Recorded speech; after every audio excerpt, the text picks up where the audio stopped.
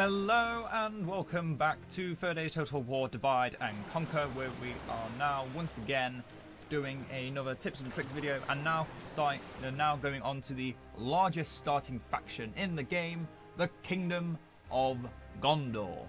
Although for many years it has not actually been a kingdom, it's more been a stewardom because of, you know, Denethor being the steward and not the king.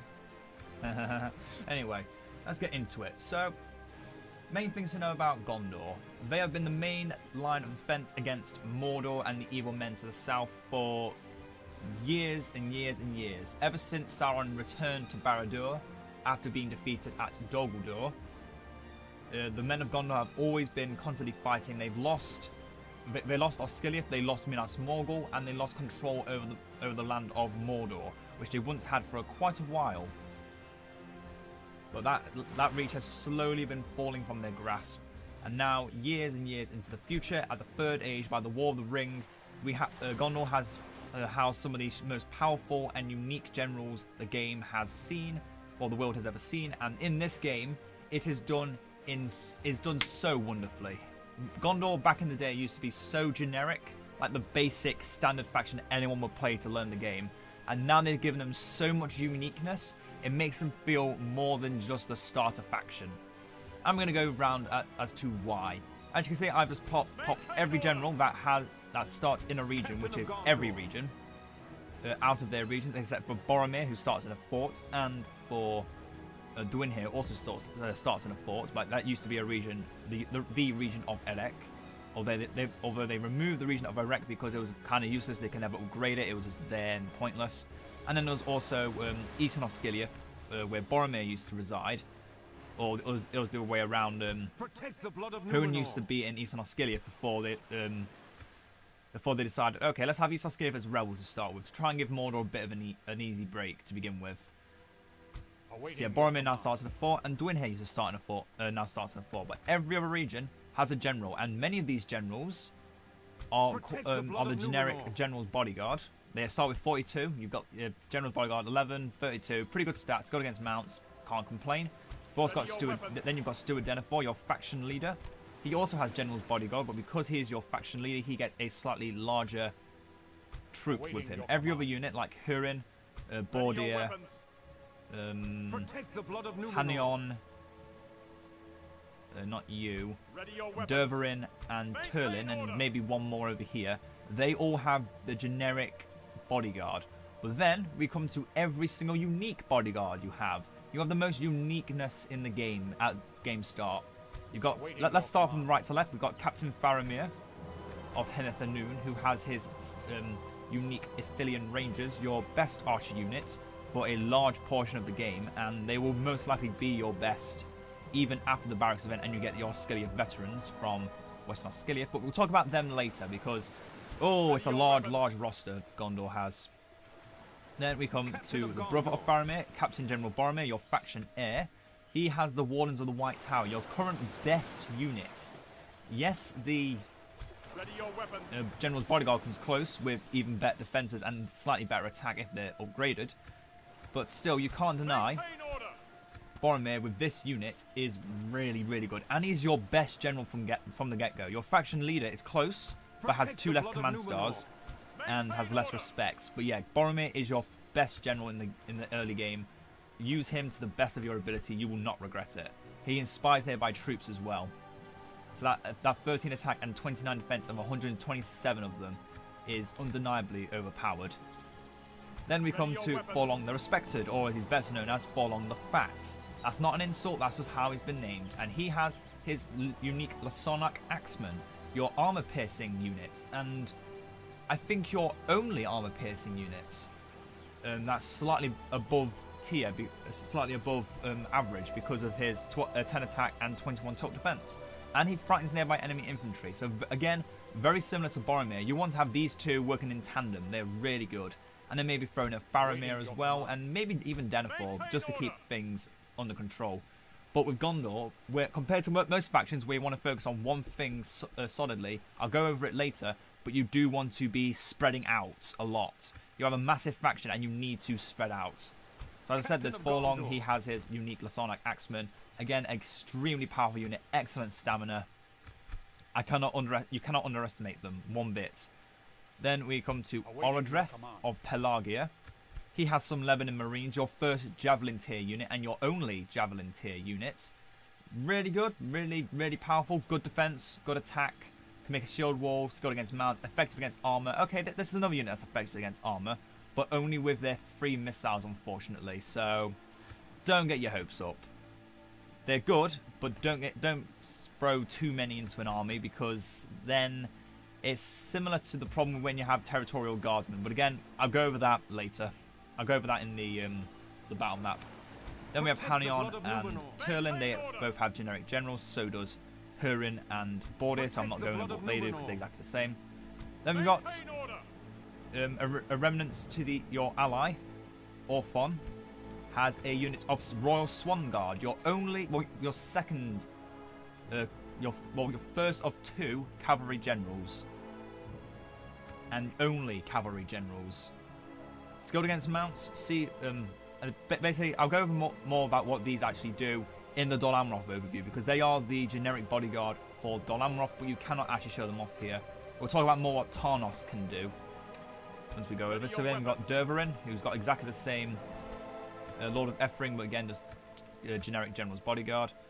Then we come to Dwin here, your second archer general with Blackroot Vale archers. Not as good as the Aphelion Rangers, but still really dependable. And they are, you can send them east or west, and they will always be useful. Because any archer general is good, especially when your main bodyguard is not a general, a archer unit.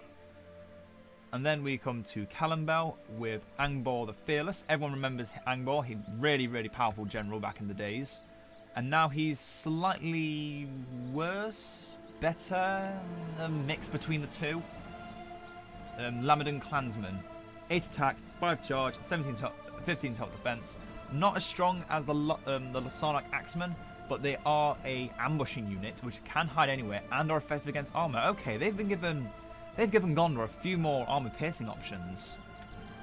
Because originally the Lamadan Clansmen were a 2-handed wielding, very similar to the Dunedain Blade Masters of the Northern Dunedain. But now they've actually given them a bit of a rework and given them armor piercing. And made them more of a flanking unit. I like that. I like that a lot. They're cheap, they're effective, and Angbor will be even more powerful in the late game with that armor piercing. And then we come to your second cavalry general, Herluin of Pinefgellan. And as his name states, he is a warrior of Pinefgellan, so he gets the unique Pinefgellan cavalry, which you can only get, of course, in Pinefgellan. The name kind of makes it obvious. But you get that's a 10 charge bonus. That's better than any of your other cavalry units. An 8 attack, which is just your spear, which goes up to a 9 after you've finished attacking, and a 15 total defense on a cavalry unit this early in the game.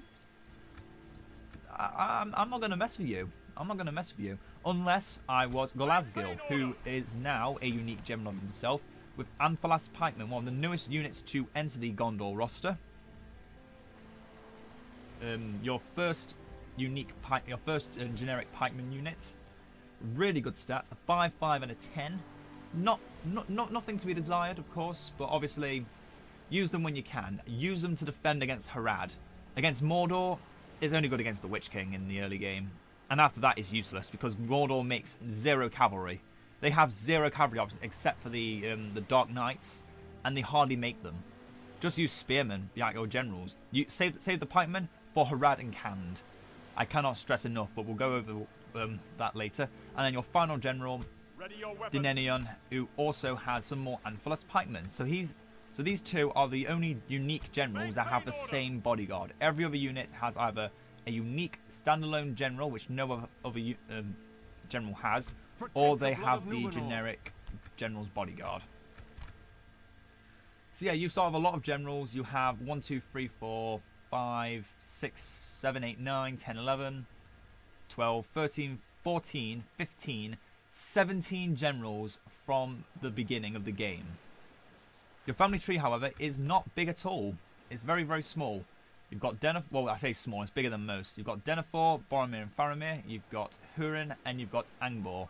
Obviously, for you lore aficionados, you'll know at this time Boromir and Faramir were not this old. In fact, I think they were more either not born or still very young.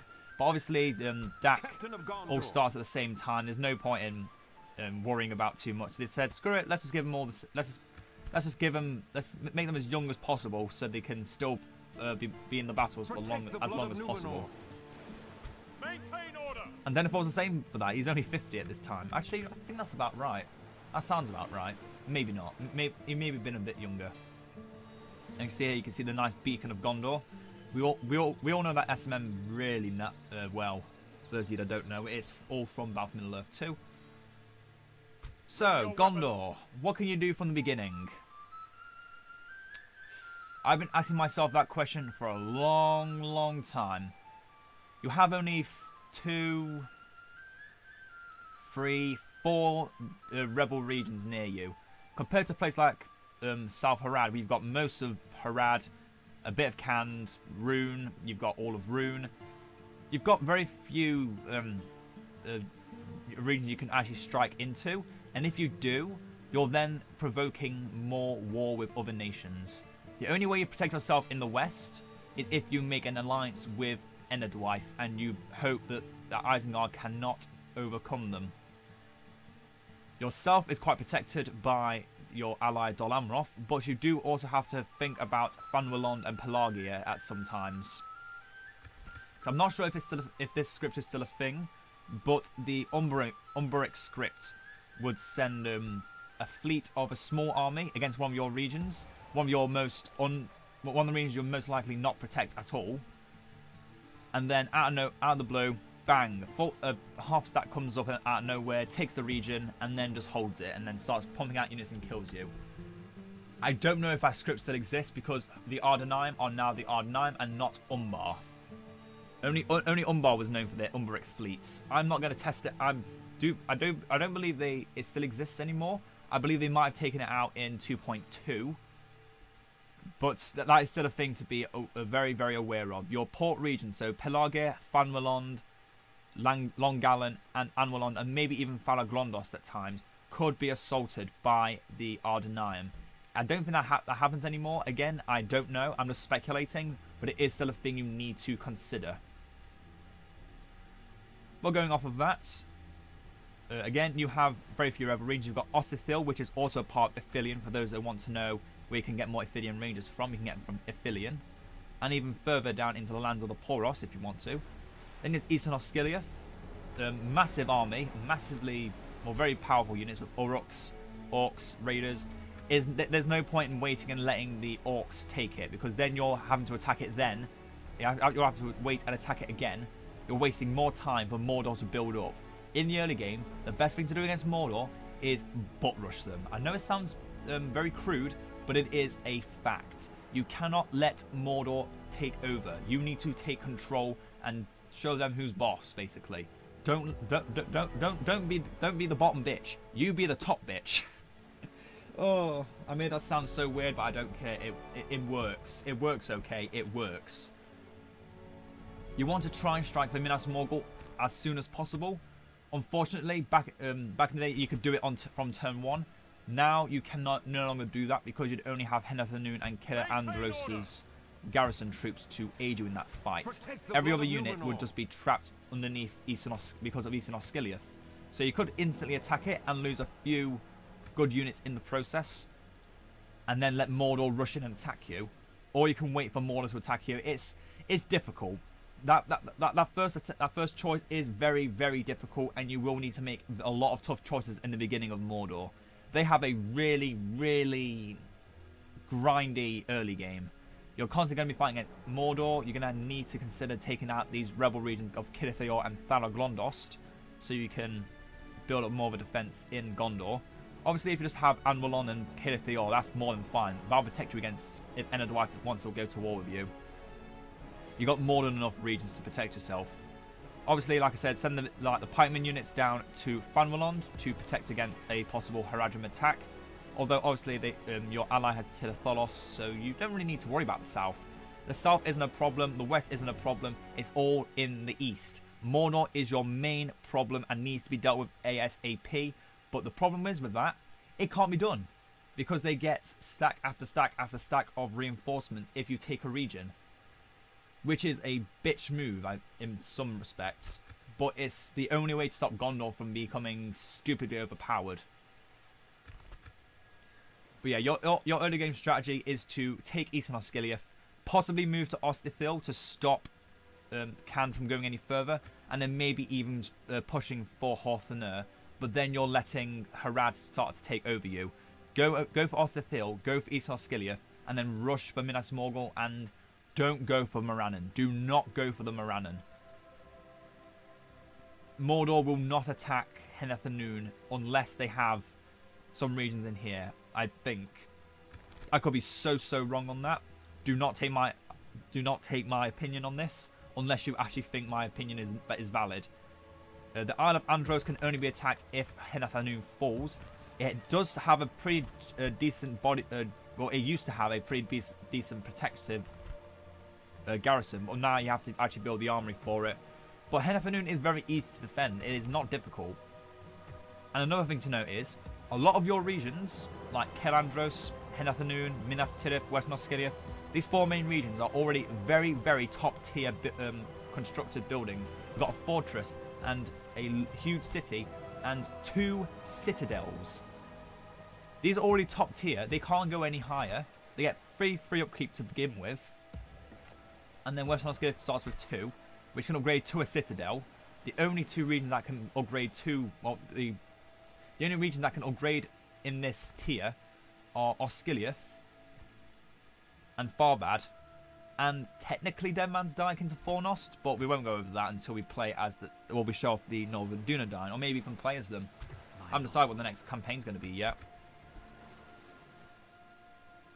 but we'll talk about that in the future. So, as I scanned over before, how we have many unique generals, tips and tricks on how to set up your buildings, because you have a large, starting settlements. You actually are the largest faction in the beginning, and you need to decide which regions get what and which regions do not get this. So you have a good mix between motte and baileys, or castles, and cities. You need to decide which regions that can get reliable units out in a specific area are better at giving you resources like Minas Tirith, or are better at giving you recruitment like a fortress like Western Osgiliath. And in my opinion, the best way to do that is to get value from what fiefdom units you can get. Because as I said, all these these generals get unique bodyguards. That's because the region they start in gets unique units. Henethanoon, you get Ithilien Rangers. Kalas, you get the Lasonic Axemen. Pelage, you get the Lebanon Marines. Same with Fanvalond. Tarnost gets the unique Don Amrothian units. You have to build a barracks for, but you can get Amrothian Squires. And when it levels up, it can be a... Oh, it doesn't show. But you get some elite units, including the Royal Swan Guard, the Knights of the Silver Swan of Don Amroth. Their most elite cavalry, and you get it in Tarnost. Efring, unfortunately, I don't think get... actually, no, that's a lie. They do get Lamadan Clansmen, and they do get Blackroot Vale Archers. So that's one region to consider for early tier elite, well, early tier fiefdom units. Same with Cannonbell, they get exactly the same treatment. They've got Lamadan Clansmen they can make, and they can also make Blackroot Vale Archers. Serelond can, when it upgrades, make Pinnithgelen Cavalry, but until then, all you've got is Heir Luin and the mercenaries of Serelond. Longallan gets the Anthelas Pikemen, so does Anwalond. Kinifiorg doesn't get any unique units, but it's still worth taking anyway, just as a defensive structure. So yeah, Tarnost is one place to focus your recruitment in, but only for your for decent cavalry, because that's where a good bit of your cavalry is going to come from. Efring and Cannonbell, you should focus upon early recruitment because you have slightly better archers at a small cost increase, and slightly better infantry, again at a very small cost increase. and their stats are better, and their armor piercing. So Ethring and Calimbel should be your main focus for early tier recruitment fiefdoms.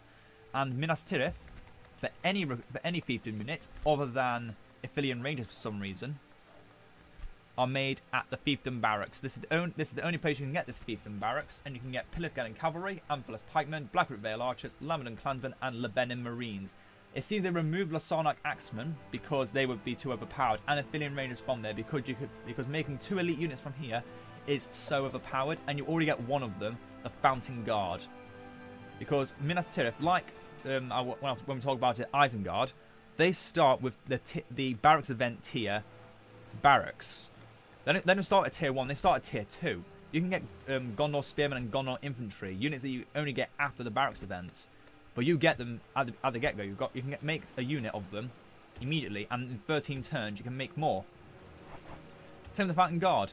You can get one of them before the barracks event, and then if you get a quest that gives you your best unit, it's going to be Fountain Guard. You'll be getting Fountain Guard from your capital if you complete quests that give you your best units. So whenever you get a quest that asks you to take like Morannon or Minas Morgul, and you get one of your best units, do it, because those Fountain Guard are undeniably your best unit. Undeniably. There is no denying it. They are your best units. Hands down. Boromir's Boromir's bodyguard comes close, but the Fountain Guard also inspire troops, so, you know, they're slightly better. But other than that, yeah, Pelagia and Fanwalond, if you do want a Javelin tier unit for defending, because they are really good at, when defending places like Fanwalond, do get them here as well, but I recommend focusing on resources in Fanwalond, Pelagia, and Minas Tirith. They are your main resource hubs in the east, in your easternmost regions. Calenhad is a wild card because it gets no unique fiefdoms, but it's a castle, so it doesn't get any good buildings except for the mines, and they are an expensive building to get from the get-go. In most regions, I remember back in the day when I was starting playing, I always went straight for the meeting halls because they were just that good. But since they split them up into the Masons halls and the meeting halls, if a region is going to be high on recruitment and building buildings, you want the Masons hall first, and then you want the meeting hall, the Masons hall, and then if it's just going to be a generic region that's going to have like your like a unit to protect it or a general to protect it, just get the meeting hall, and then you get that unit as free upkeep. And it's so effective. It gives you free upkeep. You need money. Gondor is the one faction, I believe, that needs money more than any other because of how large it starts as, and it has very little to start with as well. And if you take out even if you take all of your units out of your regions, you'll find you'll be losing so much bank in the early game. You'll never come back from it. So in the early game, build those meeting halls in regions where you need them, get roads, and build the Masons halls. That's the best advice I can give. Masons halls, meeting halls, and if they don't have them already, get them dirt paths. Those 3 buildings should be your main priorities on any region that is not a military-focused region. So similarly, Calimbel and Ethring, I do believe, even though their towns are meant to be militarily focused, same with Tarnost. Not only are they central regions, so they can go left or right, up and down, no matter where they need to be. They will always fight. They'll always get there, no matter what. But in a place like Karasast, we can get Lasarnak Axemen. You can get them only at tier 2.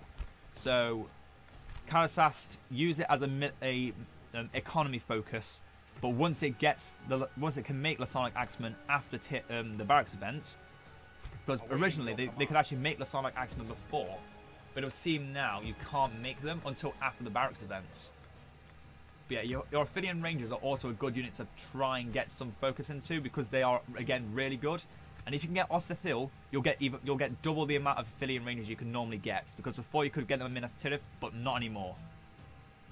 So if you want good archers, you want Osterthil, you want Henethanoon, you want them to be pumping out archers regularly, because both of them are castles, so they'll recruit faster, and they don't require a culture. I mean, look at this. They're one of your only units that don't require culture. They will follow you no matter what, and they are good. They are reliable and dependable. So, building browser. I think most of it's self-explanatory. It's very similar to what we had for the Ardenheim. Because we have a similar interest in naval combat. Well, not naval combat, but having naval units. We have the... Oh no, it's happened. Well, when something like this happens, it means the game's about to break. So, So I'm just going to quickly go over the building browser without touching anything, because it could instantly break everything. So as I say, you've got the Mason's Hall, the Meeting Hall, you've got your barracks, your archery range, your stables, just your generic buildings. You can see them all here. Your barracks, your archery range, stables. You've got your shipwright, which you can upgrade to the dockyard, which we've got here. You've also started with a Palantir. And the Palantir is really good. It gives you increase in trade. So again, Minas Tirith, massive trade resource to begin with, and gives you elite units. Don't let it go. Don't oversell Minas Tirith, or don't undersell it either. Make the most of your capital, because you will need to. So similar to every other faction, you get a marketplace, you get an inn, which makes you spies. I'm trying to think of everything on the top of my head. You do get the Merchant's Wharf, which does upgrade like every other city that can make them. And then you've also got Town Health, which helps prevent plague, which you have seen quite a few times already in the Anmar campaign back in the day. But it is still a thing to worry about. The plague is always a thing to worry about. But other than that, yeah, every building is exactly the same. I'm going to skip forward into the battle map now. I wish I could have shown the rest of the building browser, but when this happens, there's no denying the game is about to break, and oh yeah, I don't want to have to go over everything again. I feel like that'll just be a waste of time, and this will keep happening. There's no way I can stop this. If you click on too many buttons in one loading screen, or just in a period of time, this will happen. You guys have seen this before. You know how bad it can get.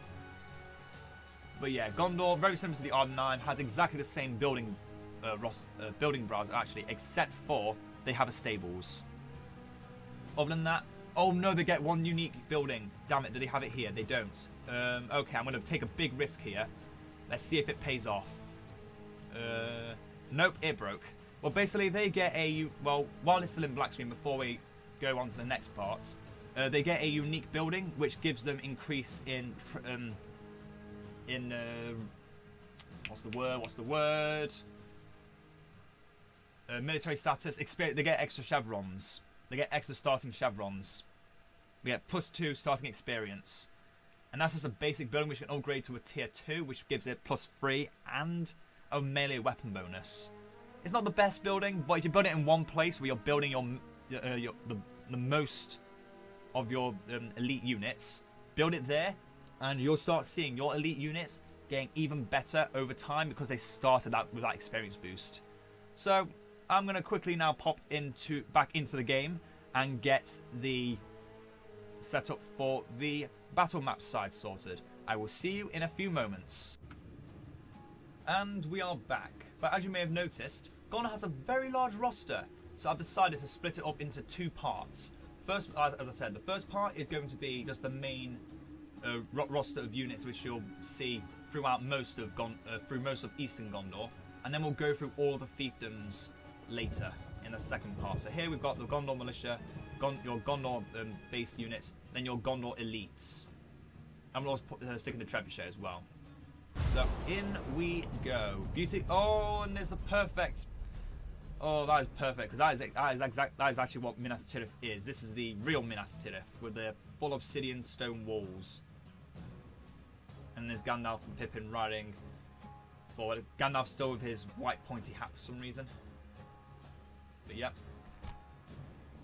So yes, let us look at our starting. Our base faction. So this is what Gondor would look like if the fiefdoms had never existed and it was only the East that was fighting. These 3 together, and then I think these 3 are slightly above. and there's obviously siege equipment and then general. So let's start with the militia, and they're all named militia in some way. Obviously, the territorial guardsmen are not named militia, but they could be. Supposed to be called spear militia. So yeah, we have your first unit, Gondor militia, and unlike every other starting tier unit for most factions, this one's actually good. Attack of 6 and a 10 top defense. This is your weakest unit, and it is pretty. It's sitting pretty. I'm not gonna lie.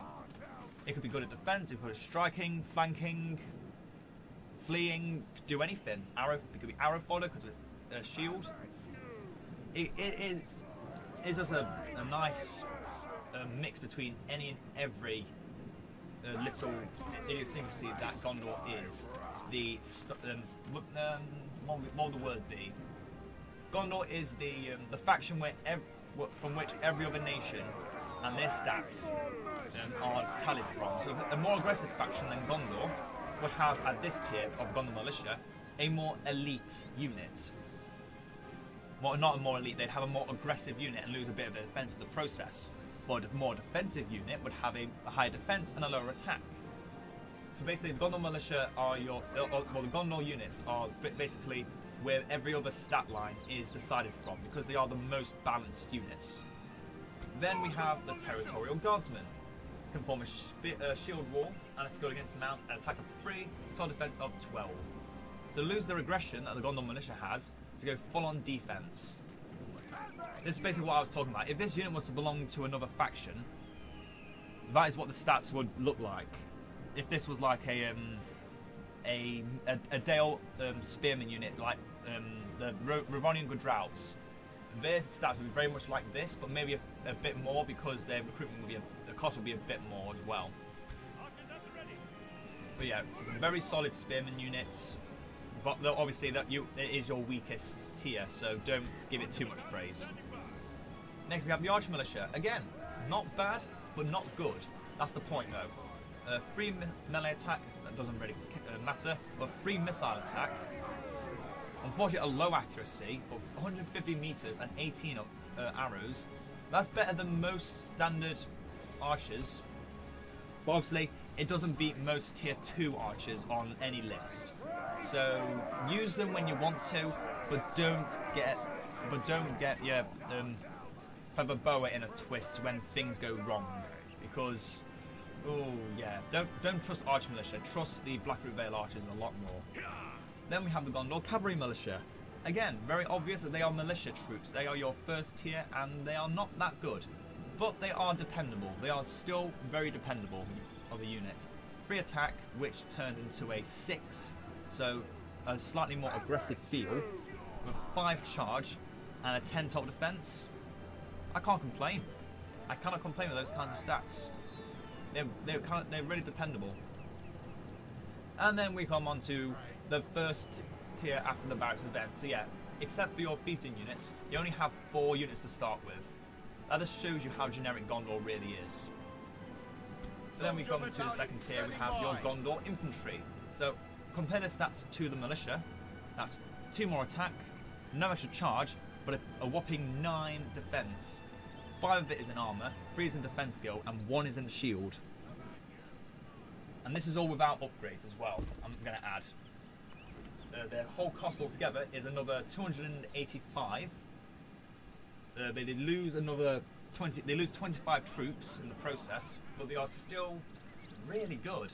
That's a really powerful starting unit, and as you can see, they don't have any uniqueness to them. They are just your standard unit. You want a good sword and board unit that can fight with the rest and maybe conquer over others? You've got your unit. And then we come to the Gondor Spearmen, exactly above the Territorial Guardsmen. Again, we're going to compare their stats. So an attack of 3 against an attack of 6. A slightly increased charge value. And again, 9 more total defense. 5 of it is in armor, 3 is in defense skill, and 1 is in shield. So again, a slightly better shield than the other shields of Gondor because of how they're holding it. They're skilled against mounts and they can form a shield wall, so they're slightly more diverse than your swordsmen. in that they have a focus on what they want to be doing. But you also know they cost exactly the same. Your spearmen and your archers cost exactly the same. You want a good mix between these, in my opinion, when fighting in the barracks event. You want to have a good mix because they are really good. Those stats are comparable to the Serpent Guard. The Serpent Guard, the most elite unit of Harad, and Gondor beats them with their most standard units. But actually no, they're just under it. They're just under it with their second tier of units that aren't Fiefdoms. Then we come to your archers, your Gondor archers. So again, compare the stats of the militia. We'll start with their accuracy. It's above the low, so it's average. An extra 20 range and 6 more arrows. That's really good. 2 extra melee attack doesn't really matter, but 2 extra missile attack is a big deal. 1 extra charge, again, not a big deal, but another 5 total defense. They are very weak in the defense line, but at the same time, archers are meant to be good in defending themselves. Only elite elves are meant to be. Elite elven archers are good at defending and attacking at the same time. Dunedain steel bowmen and some rangers, but not generic archers. They are meant for one purpose, and that is to shoot the crap out of anything that stands in your way. And now start looking to the beautiful Gondor cavalry. No longer got with the title militia, and god damn it, they look beautiful. So once again, comparing their stats. So a attack of 3 and a secondary attack of 6 goes to a normal attack of 6 and a secondary attack of 8. So +3 and +2. Then a charge bonus of 11. So that's a +6 in their charge, but only 3 more in their defense because they lose the shield. So they gain 5 armor and 1 defense, but they lose 3 in their shield. So they are really weak to any archers, which makes you think, so is it not good to have a mix of both? And the answer to that is no, you don't. The second you start getting Gondor cavalry out, you do not want any more militia. That is the end of the line of the militia, for the militia. Only if you're really low on money and you have run out of ideas, then only then you want to go back to the militia before you start going fully into cavalry. Oh yeah, I've got to note the cost difference between the archers. Again, they cost 900, but these cost a little less than the basic militia, so they actually cost an additional 360. So that makes the archers even better than their counterparts compared to their weaker stats. And then the cavalry here cost 1,050 over 720, so they only cost additional 330. That's not bad. 330 to get that many stats difference is not bad at all. And then we start coming to the elites. You'll realise we've run out of cavalry. Gondor is not a cavalry nation. That is for Dol Amroth, but we do get some of Dol Amroth's unique elites. But we'll go into them again when we do Dol Amroth, which might be next. I might just do them next just to make them work in tandem. So we now come to the Citadel Guard. A good mix between your spearmen and infantry. They have we'll compare them to the spearmen because that's basically what they need to be compared against. This is your most elite basic unit which you can get everywhere. So you've got a 9 attack against a 6, that's +3 attack, 1 charge, and another 8 total defense, but all of it in armor and defense skill. Their shield is exactly the same. So again, against archers, there's no real difference other than they've got a slightly better armor stat. It's good against mounts, but they can no longer perform the shield wall formation that the spearmen can do. So depends if you want a unit that will stick around forever, or a unit that will stick around for a while and then will start cutting things up. And now we come to your first non-fiefdom pike unit, the Guards of Osgiliath. Because I think they're pikes. They might not be pikes. I think those are halberdiers. Yeah, I think they are. But still, only because they're halberds, don't underestimate them. Do not. They might not be your best units, but from what they are, a 7 attack, which gets nearly doubled when you're using the spear wall formation. A charge bonus of 6, doesn't really matter for a unit like this. But a total defense of 23. They inspire nearby troops. They're effective against armor and mounts. Yeah, that's definitely a pike, not a pikeman, but a halberd unit. if they're effective against armor. But yeah, to inspire nearby troops as well. Technically, this is a bit of a fiefdom unit, but because it's not actually from a fief, it's from your original capital of Osgiliath. I've added it in here just to say, yeah, what are you gonna do? But yeah, really good stats, very comparable to the Citadel Guards, if not slightly better when in combat. Just because, yeah, and they cost less. They cost less than the Citadel Guard, which costs 1,275, and they only cost 1,100. And the inspired troops, and these guys don't. You make these over the Citadel Guard if you can, but again, these can be made everywhere. These can only be made from 2 regions, Osgiliath, when rebuilt, and that's a long way away. But when you do get these units, make sure to make them, and make them, and make them, and make them again. And the same can be said of their archer counterpart, the Osgiliath veterans. And this unit, to many people's surprise, is your stake building unit. Yep, an AOR unit that can only come from 2 regions of 3, because the Osgiliath veterans can also come from Minas Tirith. They have a melee attack of 8, a missile attack of 6, and a total defense of 20. So comparing them to their predecessors, they are a million times better. But compare them to the Aphelion Rangers, which we will do soon, because I want to show off something I haven't showed off with the other factions. Is because what Gondor does amazingly is when they start getting armor stats on their units, they get nice little changes in armor. I'm only going to show it to a select few, because I do need to show off the fiefdom units as well. But yeah, Osgiliath veterans, probably your best archer units, only slightly weaker than the Aphelion Rangers, but don't underestimate them.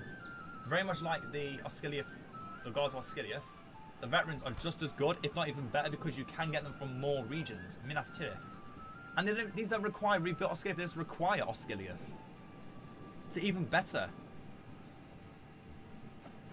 So yeah, make these guys in tandem with Aphelion Rangers. They work so well together.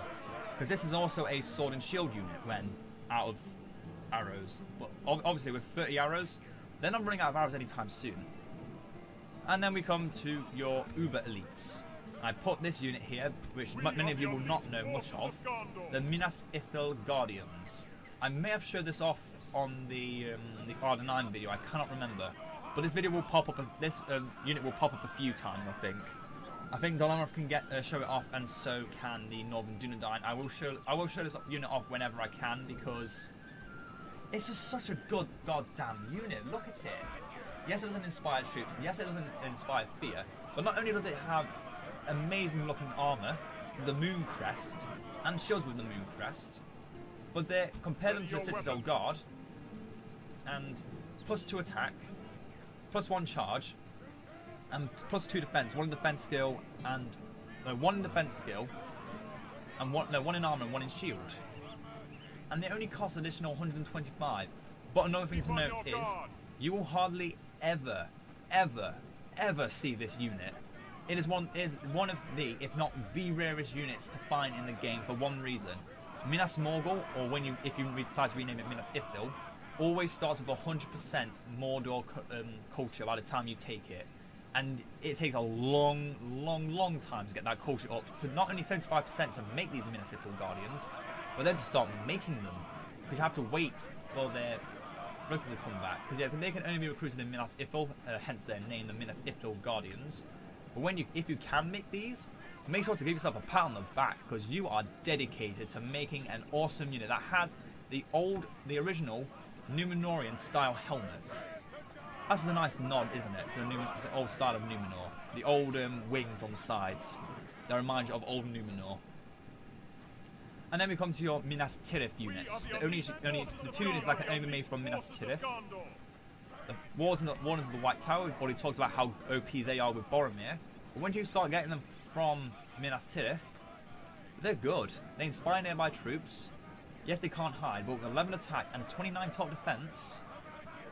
I mean, compared to the Minas Ithil Guardians, they're slightly weaker, but the Inspire effect makes them even better. And they're from your capital, which means they're immediate value, because the second the Balanced event occurs, bang, you got them. You can start making them. And then we look at the unit that you can start making from the very beginning, your best unit, the Fountain Guard. Inspired troops, effective against mounts, can perform a spell. This is your actual elite pikeman unit. One of the best pikeman units in the game, I will add. Coming next to the R9, R-Franzon's Faithful, 1st Legion, Enlarger's Guard. Any other OP pikemen I can think of?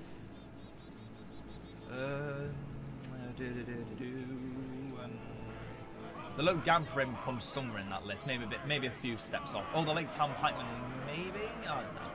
But yeah, Fighting Guard, probably top 4, top 3 best. 1st Legion and then Enlarger's Guard beating them, but still. This unit with the Inspire effect this early on that early on in the game, or in the early stages of the game, just have this unit. You don't need to have them in battle, but if you do, expect them not to die because they won't. They don't need a shield. They just have 16 armor, and when they're in their pipe wall formation, that 6 defense score and that 7 attack go up tremendously. I can't say how high the stat goes, but they hardly ever die. Let that be known. Except unless they're being played as the AI, in which case they die quite easily for some reason. I never understood why I'm actually killing them so easily when I'm playing as Mordor. But that's in the past. Now we look at your general, the general's bodyguard. An attack of 10 and a total defense of 32, and a skill against mounts.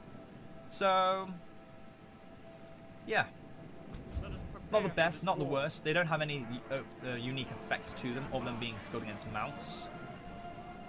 But again, compared to your 1st spearman unit, that's triple the attack, almost triple the charge, and triple the armor. Yes, you lose 3 times the amount of units, you have only a quarter of what the territorial guardsmen will have.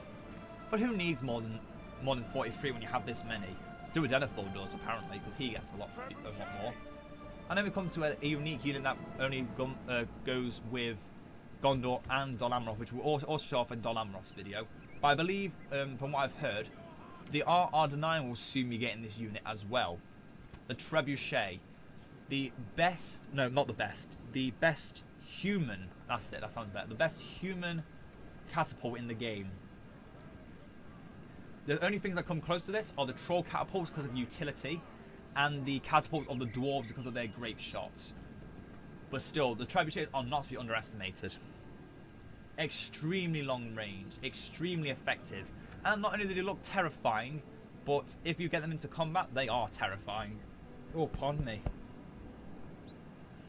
So yeah, your first tier of units, use them however you will. I think the main thing to say about Gondor is, there is no way to play them. Play them however you want. Like very much like the R9, you have almost complete freedom. You can go against you can just go and do anything, really. But obviously, the one thing the R9 don't have, or the R9 do have, is complete freedom. You do need to fight Mordor if you want to have a chance of winning. You do need to start pushing in as much as possible against them, while also protecting your western border. And it is a absolute ball ache if you're starting to learn the game and playing as Gondor in DaC. But I must admit, if I was to be playing through DaC again from the very beginning, I would really consider, if I knew nothing about DaC and absolutely no knowledge on how the game worked, I would play as Gondor, because they not only are they the first faction on the roster that they show you, but they are also one of the most appealing factions because of the fact you start with a massive factions. You are the biggest faction to start with, uncontested.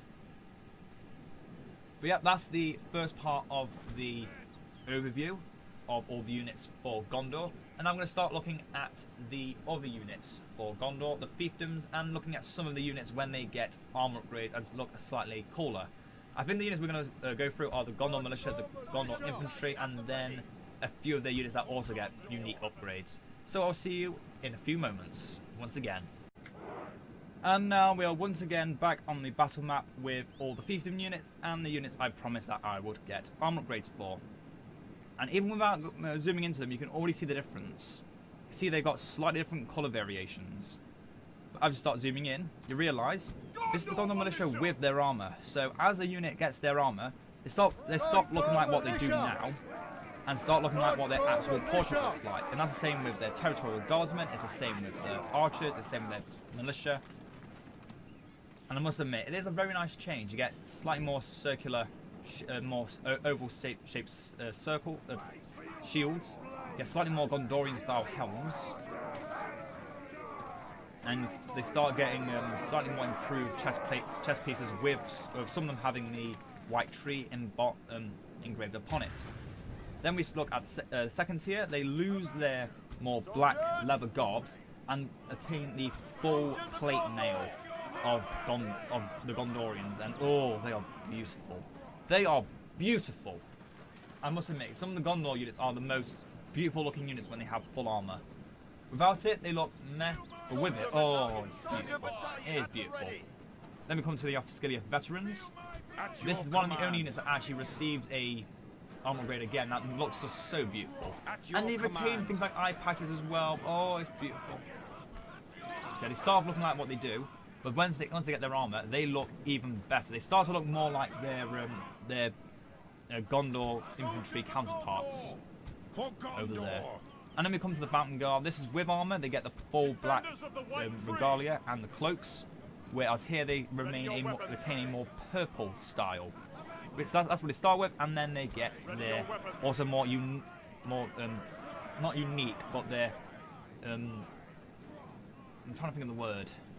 I've been losing thought of words today. They're unique. I'm sticking with that. They're unique pike look that only they really have from the movies. So now let's talk about all of the different fiefdom units. I've split them up into two parts.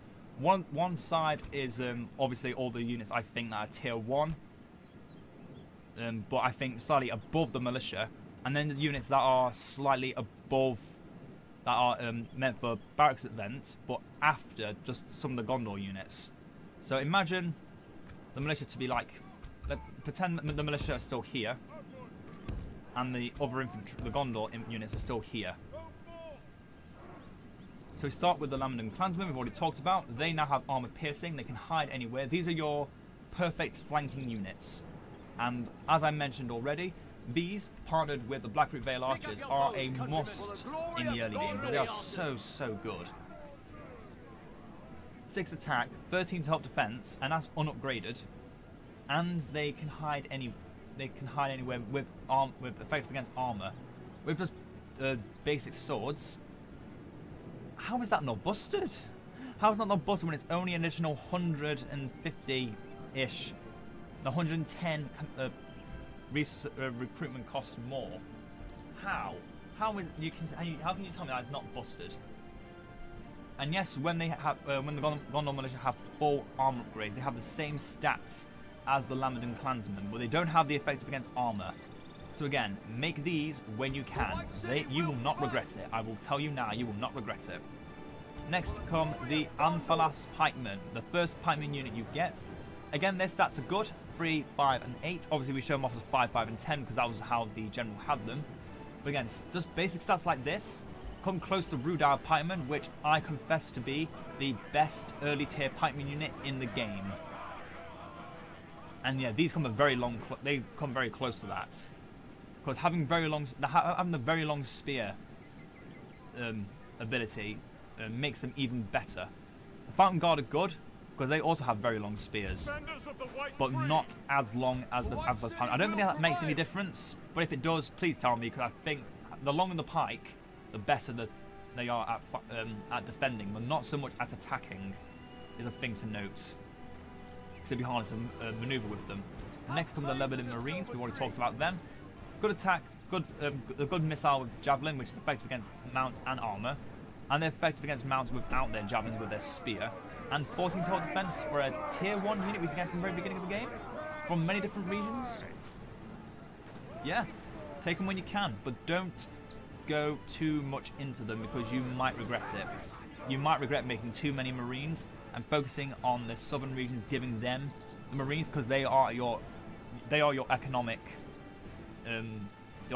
ties. Don't underestimate Lebanon being a great place for resources. Then a unit which we've already met before twice, the Harondor Mercs. what can we say about these beautiful units other than they're slightly weaker than the Lasarnak Axemen? Not much really, but they are another unit that is effective against armor, and you will find against Mordor slightly later on when they start getting more Uruks, it's good to have these. It's just good to have them in the front line instead of having a Gondor infantry unit, just because they play the part so much better, and they are cheaper. But again, one problem with that, you will probably only get these if you ever go into Horondor, which you will normally never do. Dol Amroth does that for you. So this unit's just here to, you know, fit the bill if you need it. And then we come to your unit that I've mentioned many times already, the Blackroot Vale Archers. Take these over Gondor Archer Militia. There's nothing else to say. Archer Militia's okay, but the Blackroot Vale Archers just throw them out of the ring. No contest. No contest. Other than that, there's not much to say about them. They used to have stakes, I believe, but not anymore, because that made them busted. And now we come to your other tier of units, the Lasarnak Axemen. We've already given them so much praise. They frighten. This is your one unit that can frighten nearby enemy infantry. Oh, pardon me. Pardon me again. So use these, not sparingly. Use them everywhere. Use these everywhere. This is the one time I'm saying, use a unit that is very AOR restricted everywhere, because it's never going to happen anywhere else. And whenever you can make these, make them. You can only make them from one region though, remember. So if you do have these, treat them like your children. They are worth protecting, and especially Forlon the Fat. He decimates it with Boromir put together, because they inspire and bring fear to the enemies while inspiring their own. And then we get the Aphelion Rangers. This unit used to also deploy stakes, but obviously they reduced that only to the Osgiliath veterans to remove the stakes from the game almost entirely. Can hide anywhere like the Lamadan Clansmen, but these guys take it to a whole new level with their missiles. Very much like Brufield's Rangers, very much like the Hashari Shadows, just any archer unit that is classed as a ranger is a ambushing stealth killer, and use them to the best of your ability. They have excellent stamina. Do not waste it. And they are actually, compared, let's say they're one of your best, they're more available than most of your other AOR units. But you need to actually get the regions first, which is the main ball ache at most times. But they are also, as you can see, a various recruitment, so you can also get them as what's the word? I keep getting words. Mercenaries. Another thing to note, you can get most of these as mercenaries. You can get the Clansmen as mercenaries. You can get, you can get the Blackroot Vale Archers as mercenaries. You can get your Pinnithgalen Cavalry as mercenaries. You can get the Aphelion Rangers as mercenaries. And Horondor Mercs as mercenaries if you wanted to. Bit obvious by the name, but yeah. And then we come to your cavalry unit, which should be used with your Gondor Cavalry. The Pinnithgalen Cavalry, because unlike their brothers in arms, these guys have shields. Not a big shield, not an important shield, but it is a shield. A shield that should not be underestimated. And they are better in most other regions in battle, because they can fight for longer in a battle. They have a slightly more aggressive charge. Yes, they lose 1 in their charge bonus technically, but they are still stronger. Don't underestimate it, they are still stronger. And with a 15 total defense as well, the same total defense as the Gondor Cavalry without any upgrades, and that's thanks to their shield.